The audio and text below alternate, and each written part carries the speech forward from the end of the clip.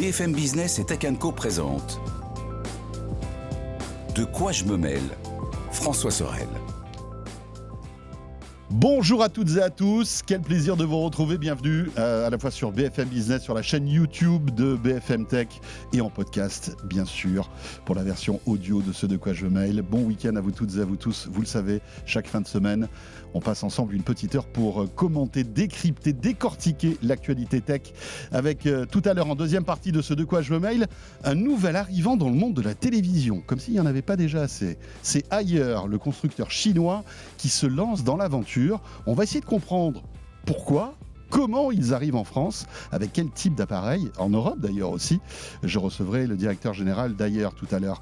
Et puis je vous rappelle toujours le hashtag DQJMM si vous voulez réagir à tout ce qu'on raconte. Encore une fois, un grand merci d'être fidèle à De quoi je me mêle et bienvenue à vous toutes et à vous tous. De quoi je me mêle sur BFM Business et Tech & Co. J'avais envie de faire une blague sur Haier et puis je me suis dit que c'était pas possible, qu'on l'avait déjà faite plusieurs fois. Mélinda Davansoulas, bonjour. Bonjour François, bonjour Tony. C'est bizarre parce que parfois c'est plus fort que toi les blagues. Ouais, je sais. Vois. Et là tu te retiens, tu sais, c'est comme la dernière chips dans un petit pot. Tu vois, t'es là. Maintenant, t'es obligé, maintenant que t'as dit Non, tout ça. mais non.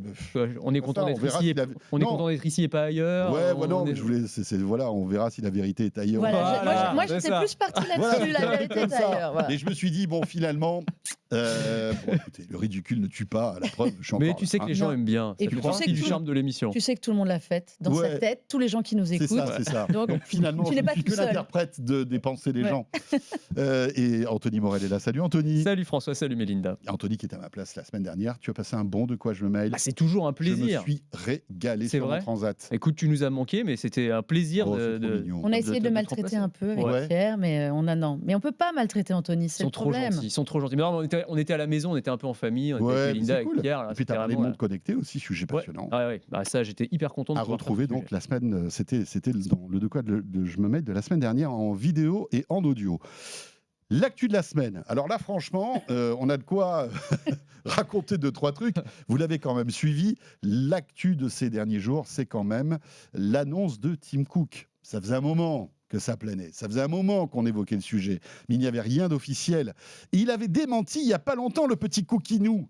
Mais malgré tout, ça y est, c'est annoncé, c'est officiel. Le 1er septembre prochain, Tim Cook non pas tirera sa révérence chez Apple, parce qu'il aura toujours un poste, on va dire un peu, non exécutif. Enfin, on verra. Politique. Il aura toutes les relations c'est politiques. C'est un faussement honorifique. Voilà. Non, c'est plus qu'honorifique. Oui, c'est ça. Non, c'est un faussement honorifique. C'est-à-dire que président du conseil d'administration et président exécutif. Oui. Ouais, exécutif. Du conseil. Et honnêtement, je suis pas sûr qu'il passe des meilleures journées. Parce que on en discutera, mais il sera moins dans il est plus CEO, c'est-à-dire que malgré tout, il prend un peu de champ, je pense. Il abandonne la partie opérationnelle.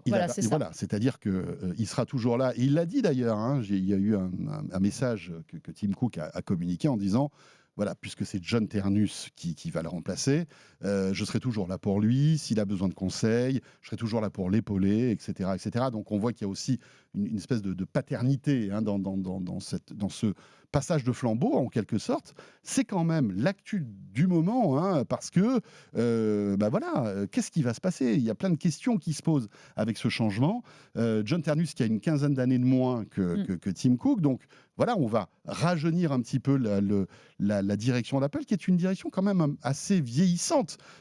Puisque ils ont liquidé les vieux. Bon, ils ont un peu liquidé les vieux quand même. Oui, mais il y a une nouvelle génération qui est arrivée. Mais c'est vrai que on va dire les dirigeants historiques d'Apple de l'époque de Tim Cook, de Steve Jobs, étaient là et voilà, petit à petit, ils sont à la retraite, ils sont ultra riches tous, donc il est temps qu'ils prennent un petit peu de champ. Mais c'est ça qui est intéressant, c'est que on le voit depuis quelques mois. Alors même si en effet Tim Cook avait annoncé il y a 5 ans, il a dit dans 10 ans je serai plus là, au moment de sa première décennie à la tête.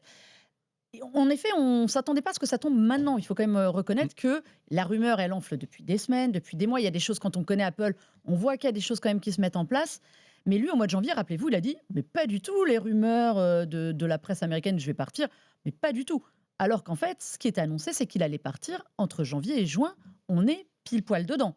Donc, il avait dit non, mais là il part. Et c'est assez marrant parce que, comme tu disais, il y a encore des cadres anciens, Mais là, depuis 5 mois, 6 mois, presque un an, il n'y a plus personne. La passation de pouvoir à John Ternus, il reste plus des Jeff Williams, Lisa Jackson est partie. Et en fait, nous, ce qu'on voit en interne, c'est qu'ils l'ont mis, John Ternus, depuis des mois, un peu avec tout le monde. Nous, on l'a rencontré à Paris avec Lisa Jackson. Il a fait beaucoup avec Tim Cook, là, comme c'était les 50 ans d'Apple, il a fait un peu le tour du monde. Tim Cook a fait le tour du monde, donc ils ont mis aussi Ternus un petit peu à droite à gauche. Il était en CEO stagiaire, quoi, un peu. Ouais, c'était ça. Stage d'observation. Tu regardes, mais tu parles pas. Mais voilà. Il parle, et de fait, il parle depuis... moi, je l'ai re-rencontré à plusieurs reprises ces dernières années. On sent qu'ils essayaient de le mettre en contact avec la presse de plus en plus souvent. J'ai fait des interviews avec lui, donc c'est quelqu'un qui nous a identifiés. Pour l'anecdote, tu ne te souviens peut-être pas, mais j'étais une fois en duplex depuis Cupertino. Et donc, comme c'est quelqu'un, contrairement à ce qu'on croit, qui est assez jovial, il est passé derrière la caméra, il me fait coucou alors que je suis en plein direct avec François. Et moi, je réponds bonjour naturellement. Moi, j'ai dit, mais quel est cet imbécile qui passe devant la caméra? Et vous réécouterez. Tu lui dis de partir tout de suite. Mais enfin, voilà, c'est qui? Vous réécouterez. C'est le stagiaire CEO, mets-le dehors. Tu as eu le petit coucou surprise de Tim Cook et de John Ternus, du coup. Tim Cook, j'étais allé lui demander qu'il vienne faire coucou à François, mais John Ternus, c'était pas prévu. Et je vous avais dit, c'est sans doute le prochain CEO, donc soyez gentils avec lui. Voilà, il s'avère que c'est vraiment lui. On ressortira la pige. On pourra ressortir alors, vous le voyez pas, vous, à l'antenne, parce qu'il était derrière, mais c'est quelqu'un qui est agréable, et je pense que ça va être intéressant, la passation de pouvoir. Parce qu'on passe de quelqu'un qui était très, très froid au début, n'oubliez pas, Tim Cook. Alors, qui est ce John Ternus, Anthony? Tu en as parlé, toi, évidemment. Oui, alors John Ternus, il a un profil intéressant. D'abord, tu disais, il est jeune, il est arrivé très jeune chez Apple aussi. Il avait 26 ou 27 ans, maintenant il a passé 25 ans. Il a le même âge que Tim Cook à sa prise de pouvoir. Ouais, exactement, il a 51 ans, ce qui est jeune par rapport à tous les pontes d'Apple aujourd'hui. C'est un ingénieur. Je vais le présenter comme ça parce que c'est le mot vraiment qu'il faut retenir. C'est un ingénieur, c'est un profil d'ingénieur, c'est un profil d'homme produit. Voilà, de hardware. De hardware, c'est le responsable du hardware chez Apple depuis des années, donc il a supervisé la conception, toutes les 10 dernières générations d'iPhone, les iPads, les AirPods aussi, je crois. Également. Le Vision Pro, bon. Oui, voilà, bon après, le Vision Pro, alors, le Vision Pro, ça reste un débat, on ne sait pas vraiment, parce que peut-être que c'était lui, la personne qui n'était pas favorable. Vous savez, vous vous souvenez, au moment où il y a eu le lancement décalé, il y avait eu cette guéguerre interne. Ouais. Et lui ferait peut-être a priori partie des moins... Il y avait la guerre entre le design et le hardware. Voilà, donc lui, il devait représenter, j'imagine, la partie hardware. Mais c'est vrai que c'est un homme de produit, et c'est ça qui est intéressant, parce que Tim Cook, alors on pourra revenir sur son bilan, mais son bilan, ça a été de faire fructifier l'héritage de Steve Jobs, mais d'être... Je ne veux pas lui faire insulte en disant ça, parce qu'il a un bilan qui est considérable, mais qui était plus un gestionnaire qu'un visionnaire. Sur la partie produit, en tout cas, il n'y a pas eu de révolution produit. C'est sous l'ère Tim Cook, il y a eu l'Apple Watch, les AirPods éventuellement, mais il n'y a pas eu de nouvelle catégorie de produits à part peut-être le Vision Pro. Et là, John Ternus, lui, il va venir avec ce profil de génie du hardware qui va peut-être arriver avec un côté beaucoup plus disruptif pour essayer d'inventer finalement l'iPhone de demain. Peut-être l'après-iPhone, c'est-à-dire vraiment des générations de produits qu'on n'a pas encore vu arriver, mais qui pourraient renouveler la marque Apple. En tout cas, pour moi, ça va être l'un de ses défis, ça va être d'imaginer l'ère après Apple. Après iPhone. Ternus, ce qui est intéressant, c'est que nous, on le voit depuis très longtemps sur le matériel. C'est-à-dire qu'il nous faisait, on l'a rencontré il y a 10 ans, ils ont commencé à mettre il y a 10 ans en contact avec la presse, vraiment, pour les présentations d'iPad, de MacBook. Il était quoi avant d'être... il a toujours été dans le hardware, mais il a commencé quoi? Il était chef produit? Concepteur produit. Il était dans la team concepteur produit d'Apple. Après, il est devenu... Alors attention, c'est très spécifique aux États-Unis. Il est devenu vice-président en charge de l'ingénierie matérielle. Il était avec Dan Riccio. Dan Riccio est parti. Il a pris le poste de senior. Alors, c'est subtil, hein. C'est le même poste, mais en senior. En gros, t'es pas co-sous-dirigeant. Et c'est là qu'on l'a vu arriver dans ce qui est vraiment... Quand tu as le droit à ta tête dans l'organigramme d'Apple, c'est que tu commences à peser. Et ça, donc, c'est 2021. Il faut imaginer que depuis 2021 seulement, il est là et il a tout pris.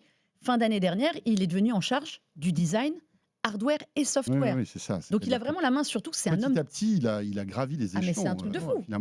Est-ce que il connaissait Steve Jobs? Oui, forcément, puisque il y a 15 ans, il était déjà chez Apple. 2001, il est arrivé. Ouais, donc c'est quelqu'un, en plus, au produit. Ouais. Quand on connaît Steve Jobs, c'est-à-dire que quelque part, je pense que... Mais c'est rigolo parce qu'à l'époque, que pour Steve, c'était...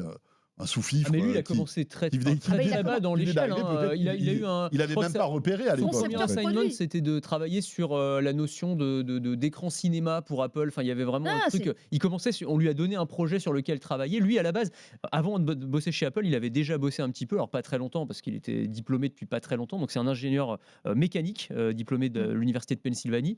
Et il avait bossé notamment dans la réalité virtuelle. Mais on parle de début des années 2000, voire fin des années 90. Ouais. Donc pour le coup, avec un côté vraiment visionnaire. Son projet de fin d'études, alors c'est rien à voir, c'était un truc pour les personnes tétraplégiques. C'était un bras robotique qui leur permettait de manger. Mais pareil, on parle de la fin des années 90. Donc tous les sujets dont on parle aujourd'hui, soit la robotique, les nouvelles interfaces homme-machine, la réalité virtuelle, il travaillait sur ces sujets-là, mais il y a déjà plus de 25 ans. Donc déjà, il y avait ce côté quand même assez visionnaire. Et quand il est arrivé chez Apple, effectivement, il est parti assez bas finalement dans l'organigramme pour arriver très très très haut. Mais c'est ça qui est intéressant dans son profil et où on va voir quelque chose qui va être complètement différent de Tim Cook, qui est un homme de la logistique. Enfin, c'est un homme qui était là vraiment pour faire de l'argent, pour aider à ce que tout soit fluide et fonctionne, mais pas pour avoir les idées.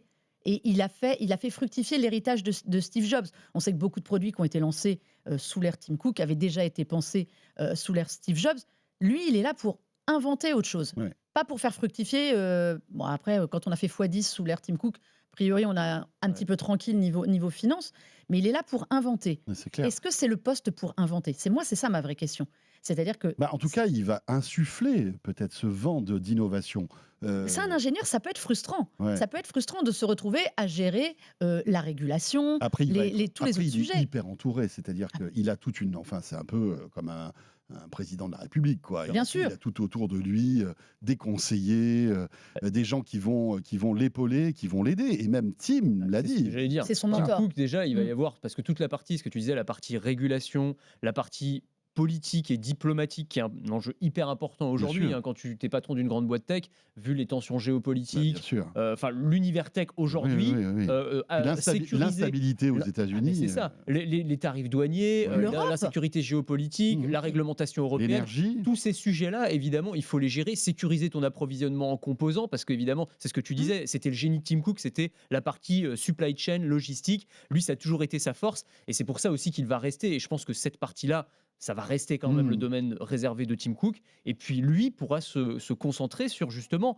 qu'est-ce qui arrive après. Est-ce qu'on va sortir enfin, moi c'est le petit reproche que je ferais peut-être à Tim Cook, de l'innovation incrémentale, c'est-à-dire le fait de, année après année, sécuriser l'héritage de Steve Jobs en sortant des modèles d'iPhone notamment, mais aussi d'iPad et Mac, surtout d'iPhone, un tout petit peu mieux à chaque fois, avec l'argument qui va faire que tu vas essayer, enfin que tu vas acheter la nouvelle version du côté du consommateur. Mais là, il faut inventer quelque chose de résolument nouveau. Donc, qu'est-ce que ça va être ? Est-ce que ça va être un nouveau type de device ? Est-ce que ça va être des lunettes connectées ? Est-ce que ça va être, on parlait de je sais pas quoi, de pendentif Apple, j'en sais rien. Enfin, en tout cas, il va falloir créer quelque chose de nouveau. C'est une nouvelle catégorie de produits. Après, c'est vrai que Tim Cook a sécurisé finalement un filon qui était celui de l'iPhone, en sortant tous les ans avec une petite, comme tu disais, des innovations incrémentales. Mais on ne peut même pas lui reprocher ça parce que ça a marché.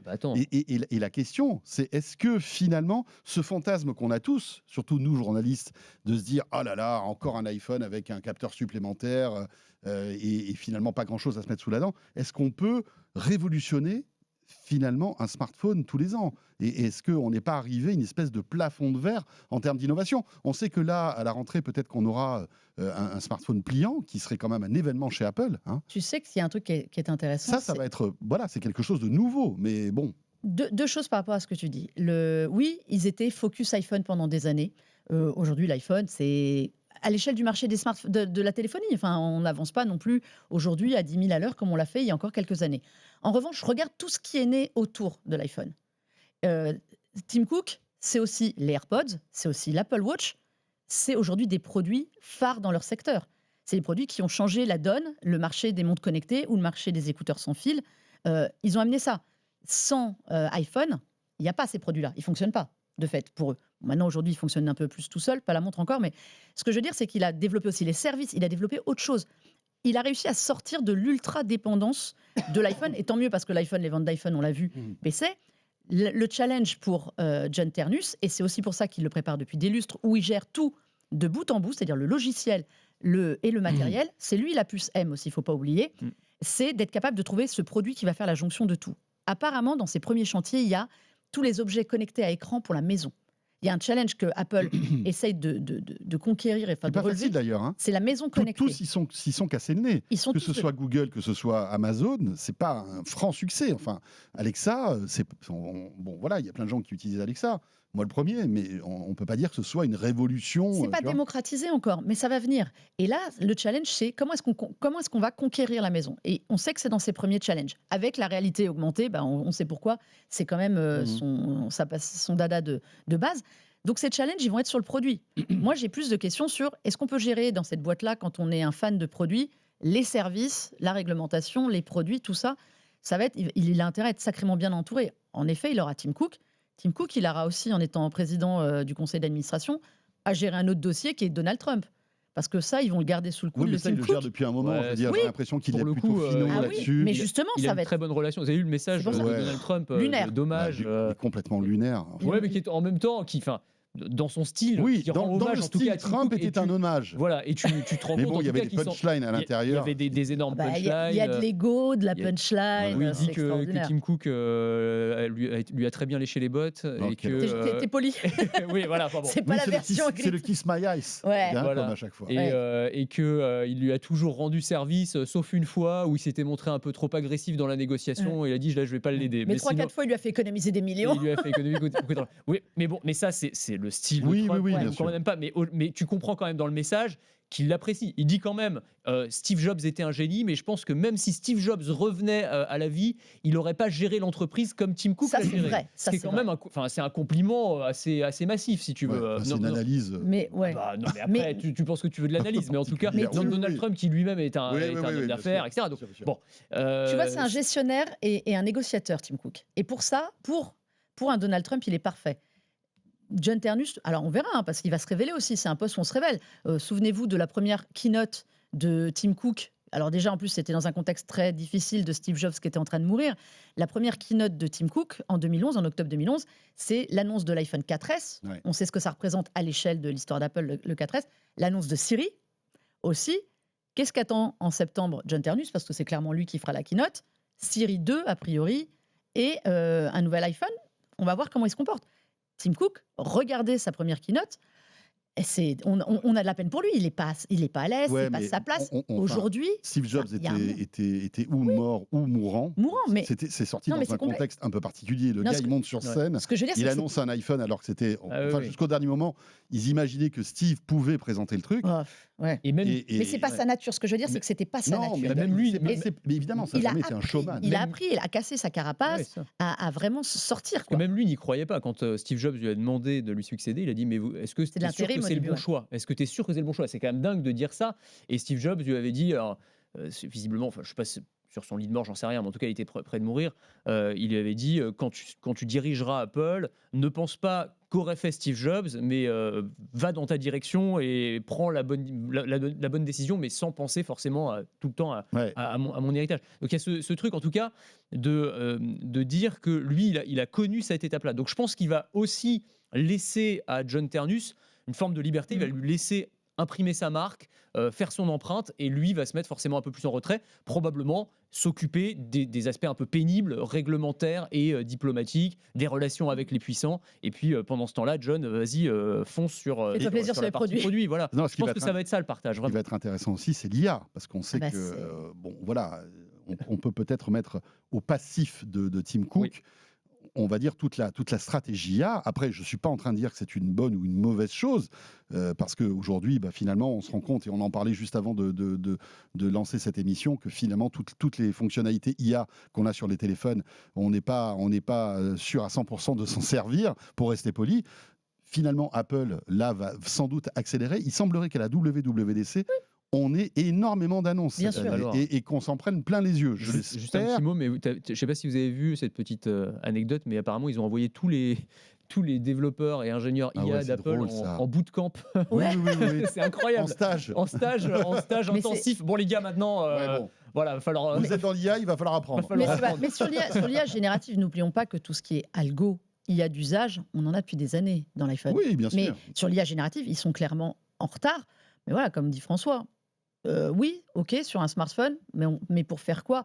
Il y a aussi cette notion toujours chez Apple on essaye quand ça marche. C'est vrai que les débuts d'Apple Intelligence n'ont pas été flamboyants. Bah voilà, on verra si John Ternus il fait comme Tim Cook qui doit lancer l'IA deuxième génération. Mais en tout cas, il y a un truc qui est intéressant. On sait que Steve Jobs avait choisi Tim Cook parce qu'ils étaient différents de tempérament, de façon de gérer. Et ça, on l'a su, c'est dans sa bio. Il expliquait comment il s'était choisi, enfin, comment il avait choisi. Parce qu'au début, il lui a pas trouvé d'atome crochu avec lui. Et c'est pour ça qu'il l'a pris. Quelque part, Tim Cook, je dis pas qu'il s'entende pas avec John Ternus, j'en sais rien, mais il va choisir quelqu'un qui ne lui ressemble pas. Qui ne lui ressemble pas dans l'idée, la vision. C'est un ingénieur contre un financier quelque part. Il est ingénieur aussi, Tim Cook, au départ. Ils sont pas dans la même, dans la même vibe. Oui. C'est intéressant qu'il aille pas. On a longtemps pensé que ça pourrait être Deirdre O'Brien parce qu'elle était aussi sur les App Store, l'Apple Store et tout. Mais quand on revient au contexte de 2011, quand donc Steve Jobs nous a quittés, je pense que Steve voulait aussi sécuriser tout ce qui est supply chain. Et c'était la supply chain, le nerf de la guerre en fait. La possibilité pour Apple de dégainer des dizaines et des dizaines de millions d'iPhone le jour J partout dans le monde. Et je pense que Steve Jobs s'est dit, le plus important aujourd'hui, c'est quoi? C'est de délivrer. Et Tim Cook est le seul capable de faire ce truc-là. C'était un choix malin. Se disant, au moins, je sais qu'avec lui, il n'y aura peut-être pas énormément d'innovation, mais ça va dérouler, quoi. Et je fais confiance après à toute l'équipe. C'est ce qu'on a vu dans les chiffres. Hein. Vraiment, les années qui ont passé lui ont donné raison, puisqu'aujourd'hui, on a quand même... Donc, la boîte a fait entre x10 et x20. C'est l'une des seules entreprises au monde qui a dépassé les 4 000 milliards de dollars de valorisation. C'est un truc de fou, Apple. Et c'est exactement ce que tu dis. C'est-à-dire, avoir la vision d'un produit, c'est une chose, mais gérer... l'exécuter à l'échelle mondiale. Sécuriser ton approvisionnement dans tous les semi-composants avec une chaîne qui est incroyablement complexe et faire en sorte que, je sais pas, le 9 septembre, et ça, c'est le vrai métier 100 millions d'appareils qui soient disponibles dans toutes les boutiques du monde entier, ça, c'est un métier qui est très compliqué. Et il y a très peu de gens qui sont capables de le faire. C'est le cœur de la réussite d'Apple, de l'ère Tim Cook. C'est d'être capable d'éviter les pénuries. Voilà, il faut sécuriser ça, c'est le plus important. Après, le reste suivra. L'iPhone était en force à l'époque. Mais là, surtout, il part sur un succès, Tim Cook. Pourquoi? Parce qu'on s'est tous dit, pourquoi maintenant? Pourquoi annoncer ça, là au mois d'avril, alors qu'en effet, il aurait pu tirer sa révérence avec l'iPhone pliant s'il arrive au mois de septembre ou pas. Le MacBook Neo est un vrai succès. Et je pense qu'il vaut mieux partir sur un succès MacBook Neo, même si on sait que voilà, c'est MacBook, ça serait plus du côté de John Ternus. Il part sur ce produit qui est un peu changeant dans l'histoire d'Apple et de ses ordinateurs portables, plus que sur l'Apple Vision, qui est un produit certes révolutionnaire, mais...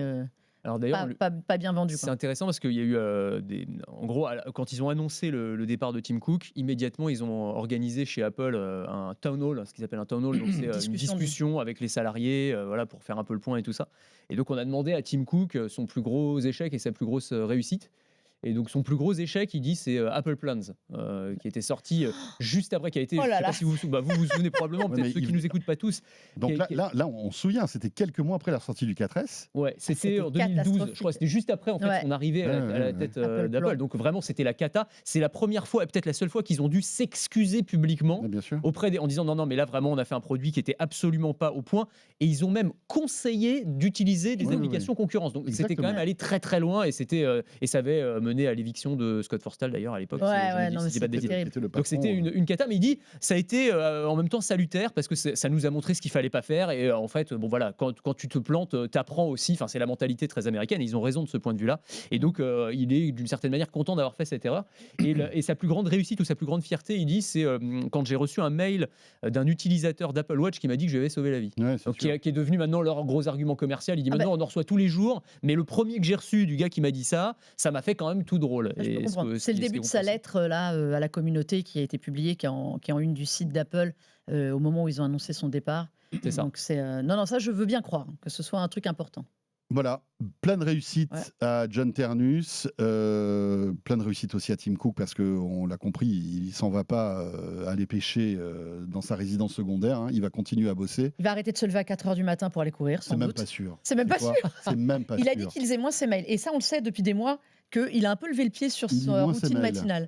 Zut, mais bon, c'est embêtant. C'est pour ça qu'il me répond pas. Alors. C'est pour ça qu'il l'adhère à la conférence des développeurs en juin. Voilà pour Apple. Et puis, bien sûr, rendez-vous en juin pour la WWDC qu'on suivra, bien sûr, dans Tech & Co, sur BFM Business, et puis évidemment dans De quoi je me mail. L'autre actualité, c'est du smartphone avec une nouveauté, sans aucun doute, du chinois le plus innovant, du constructeur chinois le plus innovant dans ce domaine, c'est Oppo. Oppo qui annonce son nouveau modèle. Je crois que Mélinda, tu l'as apporté. Et oui, ceci n'est pas un iPhone malgré la couleur. Orange, pour ceux qui nous écoutent, c'est la couleur. Si vous avez vu l'iPhone 17 Pro de cette année orange, il y a une vraie tendance. Il est sorti aussi en fait, non? Mais il est complètement assorti au mien. C'est ça. Regarde. Incroyable. Oui, c'est la couleur. Mais si j'ai une recommandation à vous faire sur ce Oppo Find X 9 Ultra, parce qu'ils en ont sorti 3, donc il y a un normal, un Pro et un Ultra. Là, j'ai amené ce qui est censé être le Nec Plus Ultra de la photo. Je vous recommande la version noire qui est vraiment façon vieil appareil photo. Ok. Ah Vous oui, savez, un ce peu granuleuse. revêtement, voilà, D'accord. exactement. Moi, j'aime bien. Et mieux que ça, Côté vintage. voilà, plus vintage que couleur tendance de l'année. Pourquoi je vous en parle? Parce que Oppo, ça fait des années qu'on les connaît, spécialistes du smartphone photo. Ils avaient disparu de la France pendant 2 ans. Ils sont revenus un peu sur du milieu de gamme. Depuis l'année dernière, ils tentent de revenir sur le haut de gamme, qui était vraiment leur... comment dire, comme ça qu'ils étaient arrivés en France en 2018. Et vraiment, c'est leur spécialité, la photo sur le très haut de gamme. C'était vraiment dans les meilleurs smartphones photo de ces dernières années qu'on avait pu avoir en France. Je compare réellement à des Samsung Galaxy S, à des iPhones, à ces ténors-là. Là, je vous ai ramené le fleuron. Alors, c'est vraiment pas discret niveau module photo, c'est une grosse tendance. Ah non, ça c'est sûr. Parce que vous avez 5 capteurs. T'as l'impression d'avoir un trou noir, tu sais. Tu vas te faire absorber, avaler par le truc. T'as l'impression qu'il est plus grand que le smartphone. Ouais. C'est vraiment. rater, si je le prends comme ça, c'est un objectif. Vous avez 5 C'est capteurs. amusant parce que c'est la tendance en Chine. Hein. Ah Je sais ben pas si vraiment. tu te souviens, on avait Mais si, vu le Xiaomi. Honor, Xiaomi, le tout le monde, 17 Ultra, voilà, tout le monde y va sur ce méga module parce qu'on a des capteurs qui sont de plus en plus gros à l'intérieur pour faire des photos de plus en plus belles. Là, c'est le plus gros capteur possible. Il fait 1,12 pouces de Sony. C'est le plus gros du marché. Mais c'est pas mal, moi j'aime bien en fait. Je trouve que c'est pas laid en fait. Ça se démarque. Non. Tu vois, c'est rond, c'est assez élégant au final. Voilà, puis la c'est pas boucle, si mal. la boucle. Alors c'est toujours inspiration, montre et machin. Ils vous font la même chose. Je trouve ça plus équilibré que certaines choses qu'on avait vues à une époque où on mettait tout d'un côté en c'est module. ça. Là, c'est plutôt avec le petit H au milieu parce que c'est Hasselblad, le Suédois, qui est son partenaire depuis très longtemps. Et ils ont tous leurs partenaires là en ce moment. Hein. C'est-à-dire que tu ne peux plus sortir un smartphone premium sans un partenaire. Ah ben non, partenaire que ce soit Leica, Zeiss, Hasselblad. On va chercher tous les noms de la photo pour légitimer qu'on fait de smartphones photo. Ouais. Comme à une époque, souvenez-vous, on allait chercher les Porsche, McLaren, Ferrari pour vous expliquer que votre smartphone était hyper rapide. C'était moins cohérent parce que l'appareil photo, tu as une utilité sur le smartphone. Il n'y a pas de roue sur les smartphones. J'ai jamais roulé en smartphone. Mais pendant très longtemps, c'était vraiment, on colle un nom photo pour faire style, c'est de la photo, et les mecs faisaient juste un filtre. Là, aujourd'hui, ces partenaires-là, Hasselblad ou Leica, sont des vrais partenaires photo. Pourquoi je vous dis 5 ? On a un capteur principal, donc très gros, 200 mégapixels. Ça devient un standard premium sur le principal. On en a aussi un avec chez Xiaomi aussi, je crois. Xiaomi aussi. On a un capteur zoom 3x, 3 fois, 200 mégapixels aussi, mais ce n'est pas celui qui nous intéresse. Il y a un téléobjectif x10 qui est vraiment impressionnant. Vraiment, vraiment. Je dis ça alors qu'on en a déjà vu sur... eux en avaient sorti un il y a très longtemps, Oppo. On en a vu chez d'autres marques. Celui-là est vraiment, vraiment impressionnant. Donc en x10, tu es toujours en optique, c'est ça? Ou ça pop dans l'image des 200 mégapixels? T'es optique, et après tu passes au-dessus en mid, en hybride, et x30 numérique. Alors il ne se tape pas des délires à aller à x100, qui est un truc absolument, avec un rendu absolument moche, pour rester poli. Eux, ils sont pas dans ce délire-là. Mais vraiment, le zoom x10, c'est vraiment la marque de fabrique de cet appareil, sa spécificité, avec son très grand capteur. On a une image vraiment très belle, en basse luminosité surtout. Ça filme en 4K 120 sur tous les capteurs. Derrière, alors, je vous parle aussi du 5e, ultra grand angle classique. Le 5e est un capteur qu'ils appellent True Color. C'est pas un hommage à Cyndi Lauper. C'est juste pour s'assurer, on est ailleurs Cyndi Lauper, c'est juste pour s'assurer de quelque chose qui est un vrai souci, je trouve, sur les photos smartphones, le rendu des couleurs. Oui. Si vous prenez un smartphone, un iPhone, un Samsung ou un Huawei, ce que vous voulez, vous avez des teintes différentes. Et chacun y va un peu plus bleu, un peu plus vert, un peu plus orange. Eux, ils ont essayé d'avoir quelque chose qui est assez neutre. Alors, pour notre œil occidental, ça marche nickel. On a un vrai rendu des couleurs qui est vraiment sympa et qui est quali. C'est très détaillé. Photo de nuit, bon, comme beaucoup de photos, le mode nuit, vous avez l'impression à 22h qu'il est 19h. Oui, aussi, faut quand même l'ajuster. Mais cet appareil est vraiment très, très bon en photo. Ouais. Très, très, très, très bon. Il n'y a que ça à raconter, en fait. Après, le reste, Oui, le c'est reste du est smartphone, classique. voilà. Grosse batterie, je crois. Il est assez gros. La batterie 7000 Ouais. est très, très... Alors là, la batterie, vous pouvez y aller même en prenant beaucoup de photos et de vidéos. Elle tient super la route. Elle a 7000, c'est assez gros. Ouais. C'est toi qui voulais nous parler de batteries qui repéraient les batteries plus lourdes. Et il coûte une blinde aussi. Voilà. Dans les défauts, il me spoil. Il me Pardon, spoil ma excuse-moi. Mais... Alors, dans les défauts, En fait, je crois qu'il faut vraiment économiser, mettre au pot. Oh, Oh, oui, je le voyais qu'il cherchait depuis tout à l'heure. Non, je cherchais pas. Non, C'est sorti comme attends. ça. C'était. Donc ailleurs on a fait. Ailleurs, on a au pot, c'est fait. Ok, c'est Qu'est-ce bon. qu'il nous reste? non, dans les défauts, le design est bien, mais il est quand même un peu lourd. Parce que module photo, Ah oui, tu m'étonnes. plus gros batterie. mastoc, voilà, plus une grosse batterie, même Ouais. si c'est une silicium carbone, on sait qu'elles sont un peu fines, un peu plus fines, ça reste quand même lourd. Et le prix, enfin là, on a 1700 €. Vous êtes plus cher que l'iPhone, vous êtes plus cher que le Galaxy S26 Ultra, vous êtes plus cher que le Xiaomi 17 Ultra. Mais pour moi, vous êtes un fan de photo, c'est un super smartphone, mais c'est un smartphone qui fait moins smartphone que photo. Donc si Ouais, vous c'est êtes ça. vraiment photo et vous cherchez un smartphone pour faire de la photo et un peu de téléphonie à côté, Il il enterre est nickel. évidemment l'iPhone, il enterre. Moi, évidemment. je le trouve en Dans la partie photo, photo, ouais. vraiment, et vidéo, il est vraiment dans le top du top. En fait, Après, ça. c'est une question de goût. Il est meilleur que le 17 Pro Max. Mais il est meilleur que tous ceux que je viens de te citer Ok, pour moi. d'accord. Tu vois, j'ai testé le 17 Ultra, j'ai le S26 Ultra, qui sont des très bons Ouais, smartphones. Je ne dis pas. L'iPhone 17 Pro, qui est très bon en vidéo aussi, et qui est devenu quand même nettement meilleur en photo. Moi, je trouve que pour les gens qui sont vraiment photo, il y a tous les modes que vous voulez dessus. Là-dessus, c'est bien. Il n'y a pas photo, c'est Il n'y a pas photo. Mais en revanche, mais voilà, il fait téléphone à minima, quoi. Ouais, c'est ça. Bah, je pense Anthony. que du coup, c'est ça. Ça s'adresse pas à tout le monde, clairement. Non. Ça va être un téléphone qui va s'adresser. On aux n'a pas donné créateurs le de prix, vous avez dit que contenu. c'était cher, mon 1700. 1700. Waouh. Ouais. Et regarde, tu as le petit bouton photo qui est Ça la bouille grande. quand même un peu, ouais. Et là, pour le coup, il sert un peu plus parce que c'est vraiment Non, mais des je gens pense qui vont que faire c'est la ça. C'est photo. vraiment pour 1700 pour les €. amoureux de photos, pour les créateurs de contenu, pour ceux qui aiment le voyage et faire des photos en voyage. Il est top. Donc pour ça, il est top. Après, moi, ce que je trouve intéressant, c'est un thème récurrent, hein, mais c'est le fait que on voit quand même les Chinois, ils innovent, mais de fou. Ils font Photo, des ouais. trucs qui sont incroyables, quoi. Moi, c'est ça c'est pour relier un peu pour boucler un peu avec ce qu'on disait sur Apple et le côté un peu itératif, ronronnant et un peu voilà, où on s'ennuie un peu parfois. Là, à chaque fois, il n'y a pas un mois sans qu'il n'y ait pas soit Xiaomi, soit Oppo qui nous sortent des trucs parce que eux, ils ont un marché intérieur qui est Ah, mais oui. tellement compétitif parce que tous les modèles sortent pas en Occident. Hein, mais t'as Vivo, t'as Oppo, t'as Xiaomi, Ils sont trop t'as nombreux. Honor, ils sont hyper nombreux. Donc il faut qu'ils se différencient et donc ils te sortent des concepts qui sont hyper audacieux avec des trucs. Bah ouais, on va mettre un énorme module photo, on va voir ce que ça donne. Mhm. Si les gens aiment, très bien, on continuera. Sinon, on passera à autre chose. Mais on va Sur la mettre une photo, grosse ils- batterie. Les autres ne le font pas non plus. Et ça, je trouve ça génial. Je trouve que c'est hyper intéressant de voir que maintenant, en fait, c'est les Chinois qui innovent, c'est eux Il les n'y a que numéros sur un. le design. Il n'y a que Ouais. sur le design, ça reste un iPhone. Non, mais ça reste un iPhone. Oui, oui, Il oui. n'y a oui, que le module photo de fait, mais ça Ouais. reste un iPhone. Sur le design, ils sont toujours pas bons, mais sur les innovations, je suis tout à fait d'accord avec Anthony, c'est bien. Donc, un smartphone, un appareil photo compact dans un format smartphone. Vous voulez qu'on parle encore de smartphone? Vous voulez qu'on complexifie un peu le sujet sur le smartphone qui est un peu trop simple? C'est vrai, aujourd'hui, hein. Entre la taxe copie privée, tout ça, il fallait rajouter quand même une petite couche d'emmerde, excusez-moi de vous le dire comme Tout ça. de suite, les grands mots. Qu'est-ce qui va nous arriver? Eh bien, il y a cette réglementation européenne qui va rentrer en vigueur l'année prochaine et qui va imposer aux smartphones et aux tablettes, d'ailleurs aussi, d'avoir des batteries amovibles. C'est-à-dire que, comme dans les années 90, vous aurez votre petit téléphone et vous allez pouvoir, grâce à un petit déclic, enlever la batterie, aller, je sais pas Comme moi, les Nokia d'antan. voilà, chez le vendeur de batterie du coin, Ouais. et en remettre une quand elle sera pas bonne.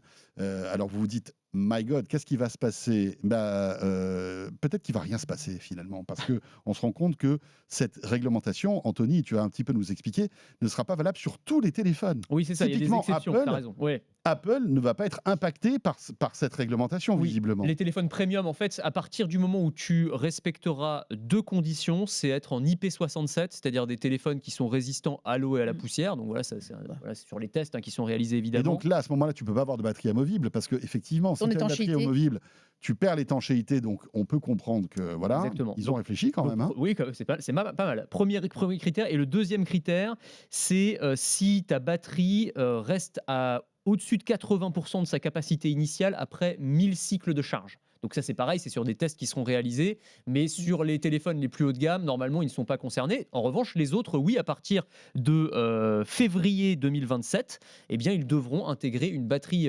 amovible. Voilà, c'est la Donc réglementation tous les européenne. téléphones qui sont pas IP67, et qui n'ont pas, les 80% de leur durée de vie de batterie au bout de 1000 cycles de vie. On est d'accord qu'aujourd'hui, 98% des téléphones respectent... Non. Ah non, c'est que les premiums. Non, c'est vraiment que le haut de gamme qui respecte. Les 80% d'usure du téléphone... au bout de 1000 cycles, non, t'en as beaucoup qui sont en dessous. Ils y sont pas. Ah non. Les premiers qui... tu vois, le Oppo, par exemple, il est 66, 68, 69. C'est des graduations en fonction de l'étanchéité, résistance à l'eau chaude et tout. Lui, il est Oppo depuis des années. Chaude, au jet d'eau chaude. Tu rigoles à 80 degrés si tu mets ton Karcher dessus. Évidemment. Nickel. Tu fais tes pâtes, par exemple. Tu veux connaître la température. Moi, je le fais régulièrement. Il tient le coup. Il y a un thermomètre dedans. Non, mais tu vois, Oppo, depuis des années, il t'explique que tu vas arriver à 1200 cycles. Là où avant, on était à 400, 600 cycles en moyenne. Aujourd'hui, par exemple, Samsung, c'est combien de cycles? Eux, ils sont en train de passer à 800 000. Ils y vont tous parce qu'ils sont obligés. Qui est en dessous des 800 cycles? Tout le milieu de gamme, tout l'entrée de gamme. Donc le moyen et l'entrée de gamme de Samsung est en dessous des 800 cycles? Ah oui, je pense. Enfin, c'est-à-dire en fait le très haut du marché, parce que les gens qui payent un téléphone premium. Mais 1000 cycles, c'est que le premium. C'est énorme. Ça veut dire qu'aujourd'hui, on était à 3 ans à peu près à 80%, entre 2 et 3 ans. Aujourd'hui, on te parle de 4 ans, 5 ans, 6 ans, où ton téléphone va rester à plus de 80% de qualité de ta batterie. Excuse-moi, pour que je comprenne bien. C'est à chaque fois que je branche mon téléphone pour le recharger, c'est un cycle. Si tu fais plus de 5 ans, c'est pas tout à fait ça, c'est à plus de 50%. Non, mais ce que je veux dire par là, pour schématiser, il y a 365 jours par an. Voilà. Tu vas brancher ton téléphone une fois par jour, ça veut dire qu'il va durer 3 ans.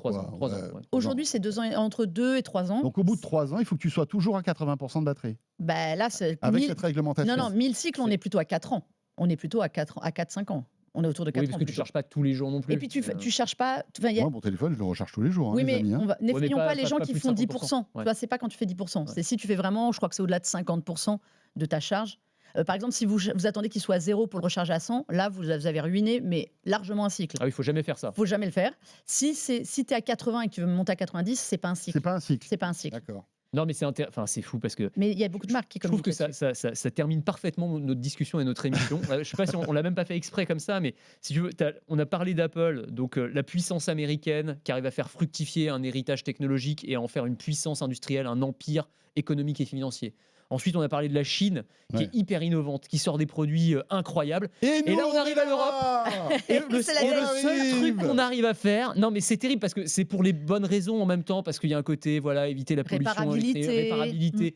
Et tu comprends la bonne intention derrière, mais le seul truc qu'on est capable de proposer, c'est ça, quoi. Et je trouve ça terrifiant et désespérant en fait. Je trouve ça terrible. Ça va faire augmenter le bas et le milieu de gamme. Voilà, c'est ça. Donc on a eu l'USB-C, maintenant on a le truc amovible et c'est le seul truc pour lequel on est capable de faire parler de nous, en tout cas dans le hardware. Après on a des succès quand même dans l'intelligence artificielle, heureusement, et dans le soft, mais c'est comme d'hab, ça part. C'est triste. Mais alors je trouve ça rageant, déprimant. Ouais. Mais ça part d'une bonne intention. Oui, je dis pas, mais c'est juste que l'application n'est jamais réfléchie. Là où je rejoins Anthony, c'est qu'on est bon qu'à ça, quoi. Si encore on avait une légitimité à faire du hardware, mais on est enfin en Europe, il n'y a pas de hardware. On pénalise les autres et pas nous. C'est-à-dire que pour qu'on puisse avoir la parole, il faut qu'on régule. C'est ça. Finalement. C'est ça. Alors après, il y a des choses intéressantes, l'USB-C.